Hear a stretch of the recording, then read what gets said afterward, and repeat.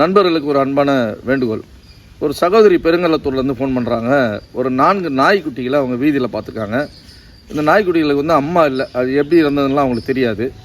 அம்மா இல்லாதால் இந்த நாய்க்குட்டிகளுக்கு ஏதாவது உயிர் சேதம் ஏற்பட்டுரும், ஏதாவது வாகனங்கள் அடிப்படக்கூடும் அப்படிங்கிறதுக்காக இவங்க 4 அள்ளிட்டு வந்துட்டாங்க. அள்ளிட்டு வந்து ஒரு அடுக்குமாடு குடியிருப்பில் இவங்க அதுக்கு உணவு, பால் இந்த மாதிரிலாம் கொடுத்து பராமரிக்கிறாங்க.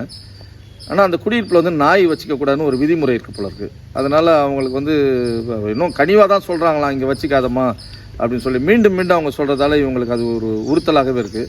ஆனால் நாய்க்குட்டியில் யாராவது அடாப்ட் பண்ணிக்குவாங்களா சார், நீங்கள் பண்ணிக்க முடியுமா அப்படின்னு என்கிட்ட கேட்டாங்க. என்கிட்ட பெரிய நாய்கள் ஏராளமாக இருக்குது. இப்போ அதை கரெக்டாக பராமரிக்கிறதுக்கான அதுக்கு ஒரு இருப்பிடம் இல்லை. இருந்தால் கூட அந்த குட்டியை எடுத்துக்கலாம். ரெண்டாவது நான் ஒரு எண்டில் இருக்கேன்.